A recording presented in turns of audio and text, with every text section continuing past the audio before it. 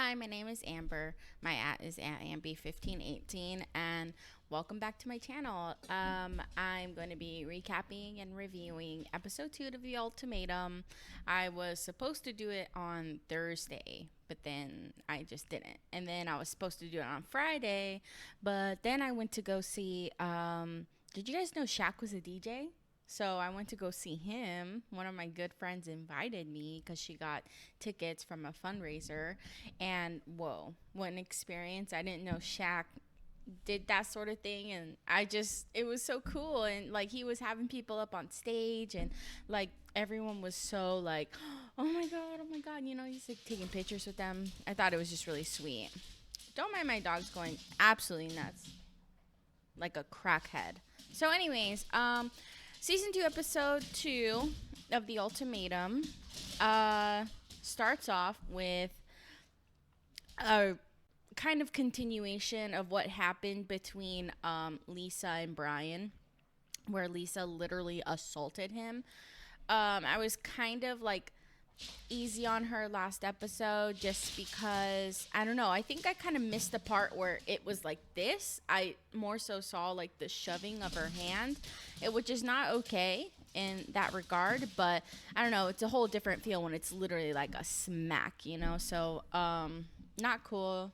And spoiler alert, they are off of the show by the end of this episode, which is good. They don't. I mean, I don't know. I don't know what to say about that. I am going to be looking at like the subreddit and like their Instagram feeds and Twitter, and maybe I'll gauge whether or not she has addressed this or apologized or anything like that. But I mean, I guess that's his flavor of crazy. You know what they say to some guys, like, you find the crazy that you can live with and you stick with that. Like, I guess that's his. So anyways, So, Lisa's just being like, you can go talk to her. I really don't care. So, this is continuing from the conversation where Raya pulled Brian aside, or maybe Brian pulled Raya aside, and then was talking to her in that, like, kind of like nice, intimate, like, cocktail setting. And then, Lisa had that blow up. She's like, go talk to her. I really don't care. And then she literally smacks him. Okay. He goes after her, and she's like, fuck off. She's pissed because he's not going to learn anything from apparently being with Raya. The only reason that she says that the only reason that Brian likes Raya is because she's probably easy. No, you've already lost. Like, you being this angry and jealous and just irrational, like, you have already lost the argument, the situation, the everything. I I don't know what to say. I don't really have a lot of respect for her at this moment. Um, she's like got her arms crossed. She's very mad. Clearly, he's like, "Why are you mad?" She's like, "I'm not mad." I'm like, okay, girl, you're literally so upset. He's like, "You're doing the most right now." So I mean, yeah, for sure. And he's like, "You're talking to some other guy, and now that you're mad that I'm talking to a girl." I mean, honestly, like, she's a hypocrite. I mean, what else do I have to say about it? Um, she's not really hearing him. He says, you're in your own way right now. Like, referring to, like, uh, just like her being on this show, them learning something, I guess, from this experiment. He's saying, like, you're in your own way right now. Like, you cannot learn anything, like, if you're just gonna be acting like this. He's right. I mean, if you're of the belief that going on the show isn't a death sentence for your relationship already, then he's right. She is in her own way. If you really think it's a learning experience, I don't, clearly. So whatever. And then he's like, we see who's the problem. And she's like, no, you are. Girl, you are the problem. You are the problem. Um, so Brian goes back to the group inside, and Roxanne's like, are you okay? She's like, I know it's hard, but that was a lot of craziness up in there. And Brian's like, it's not that hard of a situation for her to react like that. I agree. I agree. They're reassuring him that he's in the right. Very sweet, and he's like, I'm cool, you know. And then they're talking to themselves. I mean, at this point, like when they're talking about, you know, this experiment is for the growth of us as people, blah blah blah. I mean, I think they're more so reassuring themselves at this point than Brian. So Brian is upset and he gets up and Trey follows him, and Trey's kind of having a lot of issues in his mind too. He has a confessional and Trey says like, this is really hard. Raya comes up to him. She's crying. They're both really upset. They're comforting each other. She, in a confessional, Raya says that she's not good enough for Trey, or she feels like she's not good enough for Trey. And she also says that she connects a lot with Brian. So Trey says he loves Raya a lot, but now that he's making real connections with other people, he's questioning if he should really be with her. He says he's want both of them to really go for it in this experiment, and I agree. I think that this is eye opening for them. Now they shouldn't have to go to this extreme in order to have to come to terms with the fact that maybe they're not with the right person. But if it gets them there, then fine. I mean, whatever at this point. So we fast forward to the next day. It's like 2 days, I think, before they make the choice of who to recouple with. And so Roxanne and Alex are going on a date. Roxanne's outfit, first of all, I took a screenshot of it. This outfit right here is something else. I don't know what to say. I mean, it's cute, but for a date, I don't know. I don't know about that. I think this kind of outfit would be really cute for maybe like girls' night, like or not girls' night, like a girls' brunch or something like that. But I mean, to be fair, I mean, look at, he's in like a rain jacket indoors, and I don't know. I don't know about this. Apparently, they really connect. I don't feel like they have that much chemistry, but evidently they do. So they're both saying that they're nervous while they're on the date and they're stressed about the recoupling. Roxanne says that she thinks that it's amazing and great that Alex is a successful business person but still wants marriage. Okay. This is not some like revolutionary like idea that successful business people are also married. I can almost bet you that most of the successful people, CEOs, or even just really business owners in general, I can probably bet that most of them are in a relationship or married. I don't know. Yeah, but what exactly is so groundbreaking about this concept? I don't know. Maybe, I don't know. Okay. So Roxanne says she's scared of marriage and that she's ultimately afraid that she's going to be slowed down.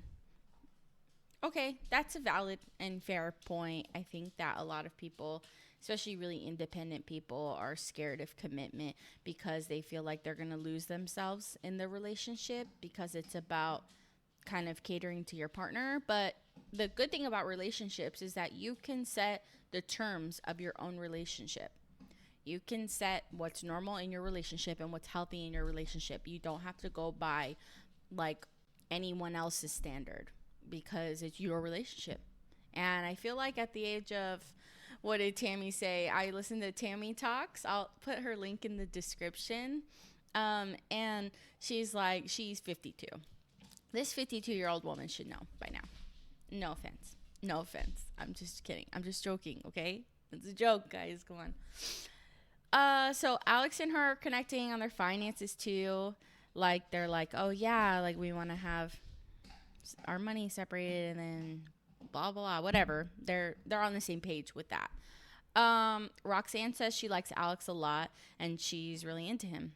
So then we fast forward to a date with Kat and Antonio. So Kat and Antonio. Kat's like, have you been jealous at all in this experiment? And Antonio's like, yeah, for sure I have, for sure. And it's like, we know. He says it's cool that Roxanne's so successful, but he's getting to that point that he can cover everything. It's just gonna take him some time. Okay, that's fine. He says Roxanne hesitates with him because he's never had a good job. You know what? Like, to make an assumption, I don't know anything about Antonio, but he's kind of giving like trust fund baby or something vibes. Like, is she really just okay with being a complete bum? Like, I doubt he has zero money. You know what I'm saying? So, I mean, I don't know. I don't know what the situation is. But that's great for him. He said he was to a point where he's gonna cover all the bills. So, I mean, I guess Roxanne just has to wait. I don't know. Kat says that Alex thinks that he carries the weight in the relationship. She admits that she's not good at having hard conversations and that she needs to improve. I put Tony because I was sick of writing out Antonio in my notes, but Antonio's easygoing and he likes being told what to do, essentially. Kat expresses that she thinks that living together will be good. These two people who apparently can't make decisions for themselves, excuse me, can't make decisions for themselves and apparently like to be told what to do. I can't see that it's going to be a good living situation. I feel like they're both going to get frustrated with the other because like both of them are not going to express how they feel and no one's going to make a decision because they're waiting for the other one to make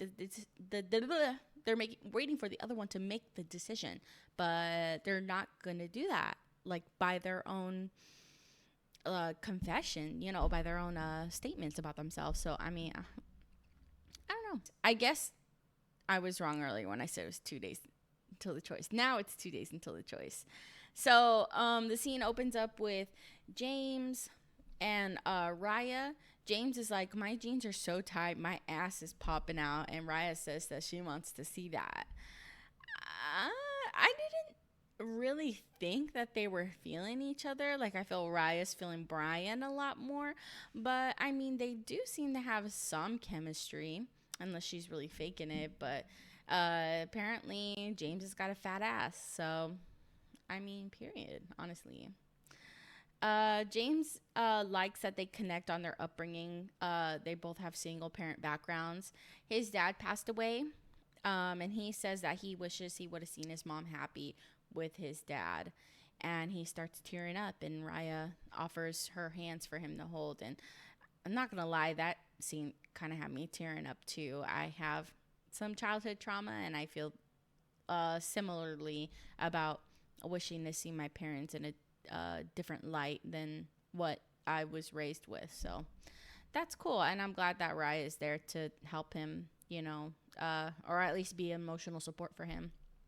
Raya had said that she'd wish she could talk to her dad. And so, yeah, she's estranged from her father. Very sad. They talk about how she wants a tidy partner and someone who takes a shower twice a day. Okay.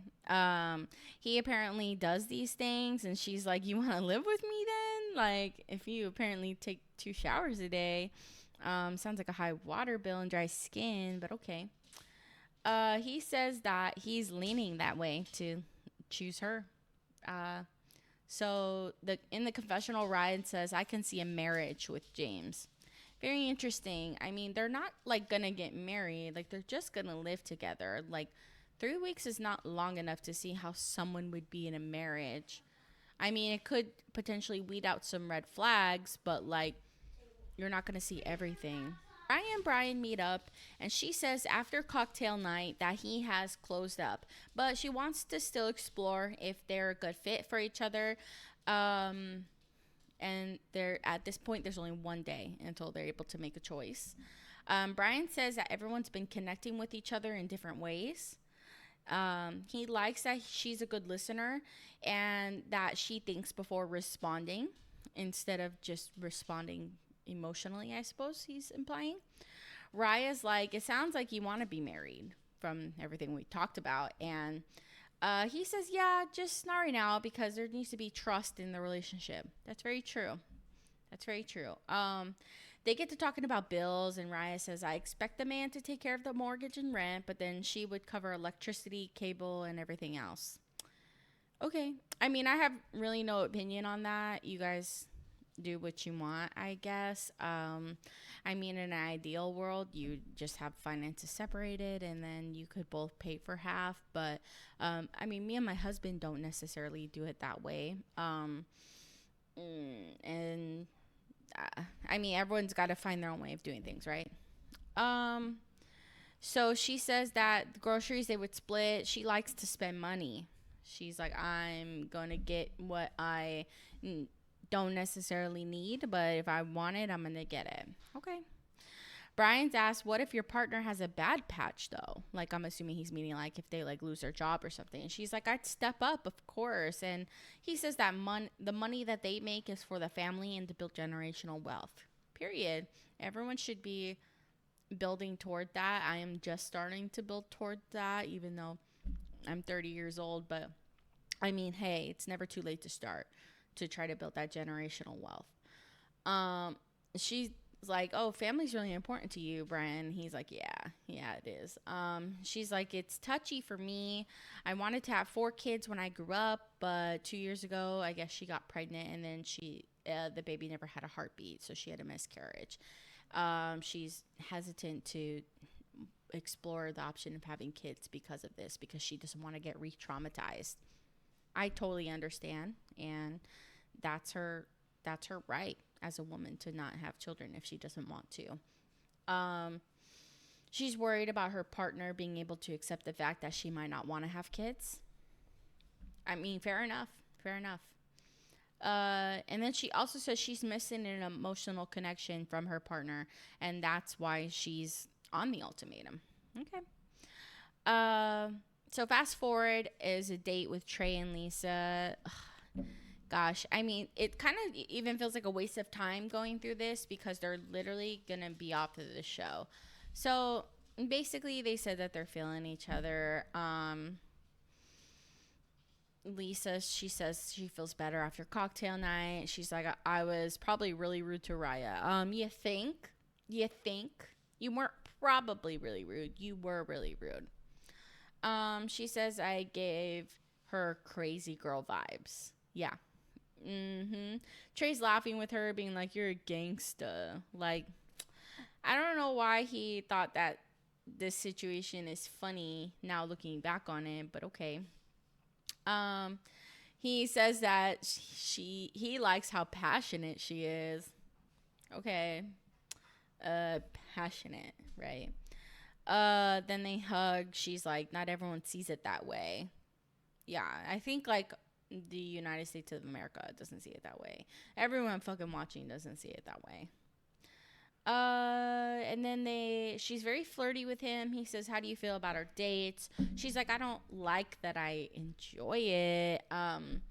And he says again, being here is making him see that him and Raya don't have a lot in common, and maybe it's why whenever they talk about their issues, they can't really get on the same page. Yep, that's you know what? You can just go through this process probably in the ultimatum and then just like leave at the end, and that wouldn't be okay. It's probably like enough self-reflection. You don't need to do all these other shit.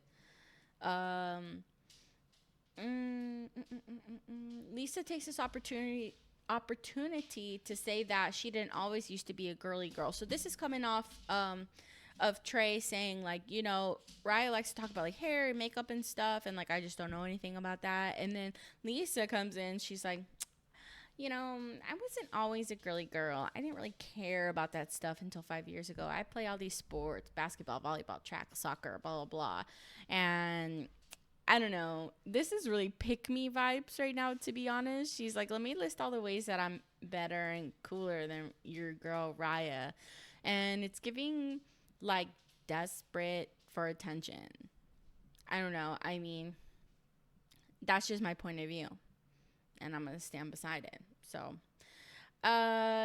Trey's like, the more I learn about you, the more stuff I find in common with you. He says that Lisa is the ideal woman. And he also says she's gorgeous and stunning. I mean, he's right about that. She is gorgeous and stunning. She's like, I think you'd be a great husband. And he's like, well, I really appreciate that comment because he questions it in himself. One of the confessionals from Trey, he says his connection with Lisa is deepening, but then it cuts to him and Ryan like walking together to go on a date. And then he's like, but I feel like I can be more myself with Ryan. Okay. Okay. So I want to say that Ryan's outfit, I have it right here, stunning. Stunning. She looks so good. She's like a sexy classy businesswoman. She's got the red lips to match her heels. It looks great. That red is her color, and she also wears a like really form-fitting red dress at the like I want to say like recoupling like it's Love Island, but I guess the choice, you know. Lisa looked stunning too. Like, don't get me wrong, but like this outfit of Ryan's is amazing. Ryan says that she really likes Trey. She says it's hard for her to be vulnerable. She hasn't cried through this experience, and everyone else is crying around her, but she hasn't cried. Okay. Trey says that she's in her head about marriage. The vibe that I get from Trey and Ryan is that they are really, really clicking. They're really getting along, really clicking. He says that he says he's insecure about if he looks good, which is really sad. I hate when good-looking people like don't feel confident about themselves. It's just sad. She says that she is too, and he's like, what? Like, what the heck? Like, are you? Like, yeah. He says that he feels bad that he's liking this process, but he's opening up a lot because of it. So that's good. In a confessional, he says that talking to someone that he has a lot in common with is a life-changing experience. How is talking to someone that you have something in common with a life-changing experience for you? I don't know. I think he means like romantically, but that's not how he said it. So I don't know. Weird. Interesting. So now we are at the choice. Ryan walks in, and like I said, she was wearing that cute little red outfit. Stunning. Absolutely stunning. That is her color for sure. James comes in, and he looks like a freaking lumberjack. I was like, why did you wear that? I don't know. He could have just chosen a lot of other things. That's all I'm saying. Trey comes in. He looks really cute. He's got this white and black like shirt, and it's kind of like a vertical like striped block toward a thing type of thing. I thought it looked really good. Ryan's outfit's okay. You know, I mean, she looks good in anything, but I feel like she should have just went for it. You know what I mean? Roxanne comes in. I cannot believe she's saying that she's 31 years old. No one believes you. No one believes you. It's okay to be older, okay? Like you don't have to say that you're 31 if you're like 38, you know? Like just be 38. It's fine. Like that's you're gorgeous, you know? It's not that you're not gorgeous, but like it's obvious that you're lying about your age, girl. Oh my god. So only Nick is there at the ceremony, like for making the choice, which I thought was weird. And then it cuts to Lisa and Brian, and I guess they went home. They're like, I'm good with this experience, and I guess Lisa called the producers and Nick she informed them that she's pregnant. Okay, she just found out that morning, I guess. And that's the end of the episode, basically. So hope you guys like this recap. It was fine. I like seeing where their heads are at, but a lot of them are basically just having the same conversation over and over again. I think what's going to happen is James and Raya are going to choose each other, and then Trey and Ryan are going to choose each other, and then Kat and Antonio, and then Alex and Roxanne. But if if Lisa and Brian were still here, Trey, I think, would still choose Ryan, and Raya would choose Brian, and then Lisa would have no choice but to choose James. So I don't know. Anyways, um, I will be back with another episode tomorrow. I think I'm actually gonna film pretty much. I'm gonna try to like binge a lot of the show and then make a bunch of videos. But I do just want to do one episode at a time. So remember to leave a comment, like, subscribe, hit the bell notification so you know when I upload my next video. I'll try to get them out as soon as possible. Thanks for everyone who's followed me. I know most of the people who have subscribed to me now, but I really appreciate the support. And if anyone else wants to follow me, that'd be great. I will get all of my social media in order and like put it in the description and stuff so you can, I don't know, maybe we can do some other interesting type of things. I kind of like the idea of like live reacting to the show, like maybe in like a stream or something. I don't know. So anyways, let me know what y'all think. I'll see you in the next one. Peace.